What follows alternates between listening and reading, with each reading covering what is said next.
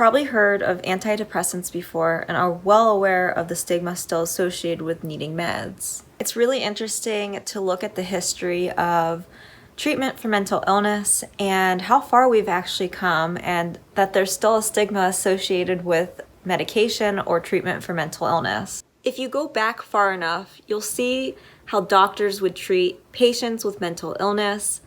7,000 years ago, cutting holes into your head was pretty standard for treatment when it came to mental illness. It was thought that demons had possessed your brain, and so that's why you had mental illness. In the 1600s, bloodletting and purging was probably the standard go-to for any sort of ailment that you had. Bring out Jadid! And especially with mental illness was associated with being possessed. Bloodletting and purging was thought to purify you of those demons. In the 1700s, if you had a mental illness or a family member suffering from mental illness, you would have probably been isolated or put into an asylum. No! Get me Cecil! Get me Cecil! I'm the Queen of England! And never talked to or about ever again. In the early 1900s, it doesn't get much better. Insulin comas, shock therapy, and lobotomies were very common back then. And oftentimes, the patients of mental illness were abused and mistreated. So it's obvious that we have come a really long way when it comes to the treatment of mental illness, but there's still stigma associated with the treatment of mental illness, and especially with medication. And if you've ever taken an antidepressant or any sort of medication for your mental illness, you'll realize how impactful that medication is to your daily life. Not only does it make your life more enjoyable or alter your moods, which it's supposed to do, it can also prevent you from being in a life-threatening situation. By stigmatizing the need for medication or getting treatment with medication for your mental illness, it not only deters individuals who need that medication to go to the doctor, but it also deters individuals who need help from getting help because they feel as if they are a failure. And there's still a lot of misconceptions associated with medication, and that's probably partly why we still have stigmas against medication. So I'm going to go over the most common misconceptions that I have personally been told or asked whenever I talk about my medication. So number one, there are risks of deadly side effects more than other meds. So in other words, the medication that is prescribed for mental illness is supposed to be dangerous or more dangerous than other prescription medications. And quite frankly, that's not the case whatsoever. It's actually more dangerous to be depressed or be anxious or have a mental illness and not be medicated or treated for that condition. And I've also heard the stigma of, well, those medications are more dangerous than something that your doctor would prescribe for diabetes or any other condition that you might have that's not related to mental illness. And again, that's not the case. Each individual is different, so you may have different side effects, but they are no more dangerous than any other prescribed medication that you're going to take. Quite frankly, narcotics are probably more dangerous than your average antidepressant. Number two, medication has to be permanent or temporary. All right, so this is one that I hear a lot. Like, everyone's shocked that I talk about how I am probably going to be on medication for the rest of my life. But the reality of it is that everyone is different and everyone requires different levels of treatment. And sometimes medication can be a short-term tool that you use on your recovery, and other times for other individuals like myself, medication is important for me to live a long and healthy life. And honestly, I've tried to go on and off of my medication, and I've just found that I do way better on my medication if I am consistently taking antidepressants and Wellbutrin. And honestly, I'd rather do this than self-medicate because I'm going to try and balance myself anyhow. And so when you self-medicate, you are essentially setting yourself up for substance abuse, and that's not good either, and it's pretty dangerous as well. So I would rather be on my medication for the rest of my life. Number 3 is that all meds are created equally. And it's simply not the case.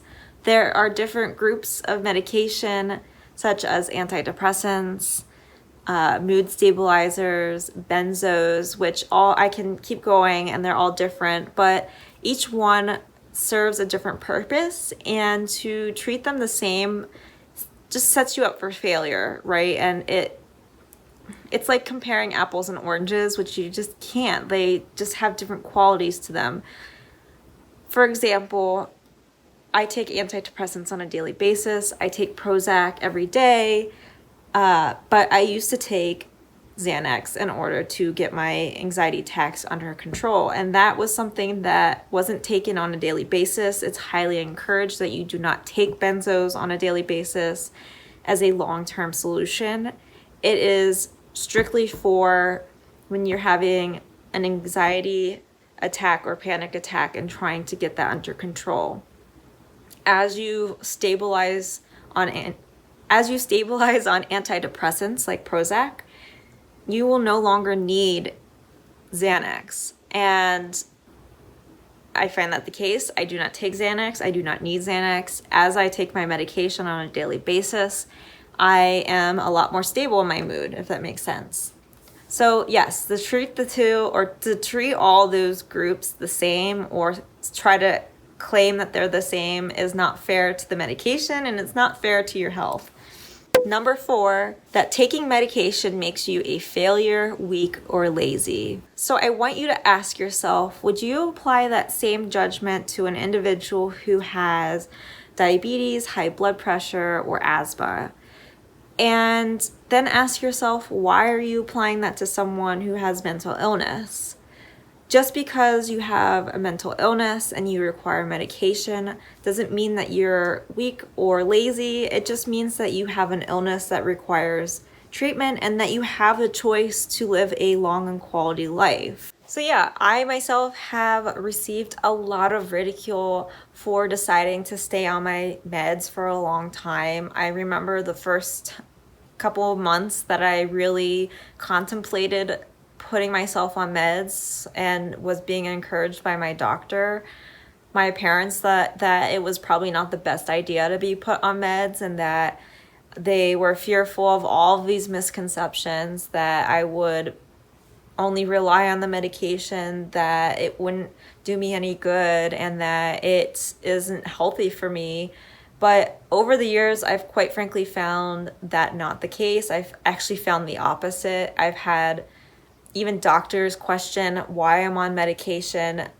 And last year I had a doctor actually take me off of all my antidepressants because he wanted to prove that I didn't need antidepressants, and put me on Effexor, which all drugs are created differently, and some drugs just do not work for other people and they will work for you. So you really have to trial and error. But he really had this thought that I didn't need SSRIs or antidepressants. And when he took me off of my standard medication that I had been doing really well on, it backfired essentially. Like I was having extreme panic attacks and anxiety attacks. I was going to the hospital every other week because I was having uncontrollable anxiety attacks.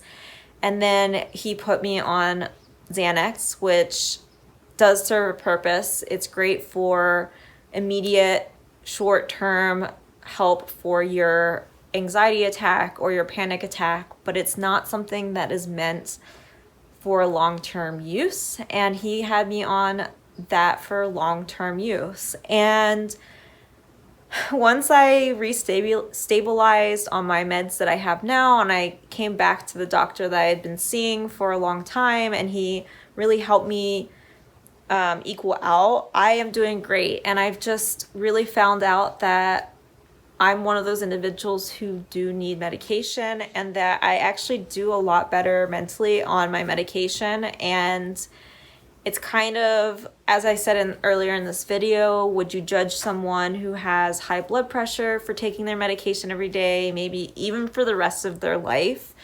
I don't think so. It's life-threatening. For me personally, I get very depressed and even suicidal. So if I do not have my medication, I get to that point and it's dangerous for me. And so I'm not saying that everyone needs to stay on their medication for the rest of their life. But my point here is that, I guess the point of this video is that I don't want you to feel as if because society is placing this stigma on medication or effective treatment for you, that you need to listen. And everyone is different. Sometimes you don't need medication for the rest of your life. Sometimes you need it only for a very short window of your life. Other people might need it for the rest of their life. I want you to remember that whenever you are trying to work through your anxiety or your mental illness, because quite frankly, the best advocate is your own self. And I've found that out over the years, that medication is not a bad thing. It's actually a great tool that helps me get through my daily routine. It helps me live the best life that I can, and it has given me this ability to be the best version of myself. So I hope that this is like helpful in the sense that it encourages you to speak up for your health and be your own advocate, especially if you feel like you need something and you've been told that at least medication is not the right route. At least try it. Talk to your doctor, talk to your therapist about it, because it has done wonders for me. And if you have any questions, please just comment them below. I would love to hear feedback as to what you think. If you have any other questions about mental illness, I'm always here. And if you like this video, please like the video. And if you like my content and find it pertinent, please subscribe. Thanks, guys. I'll see you next week. Bye.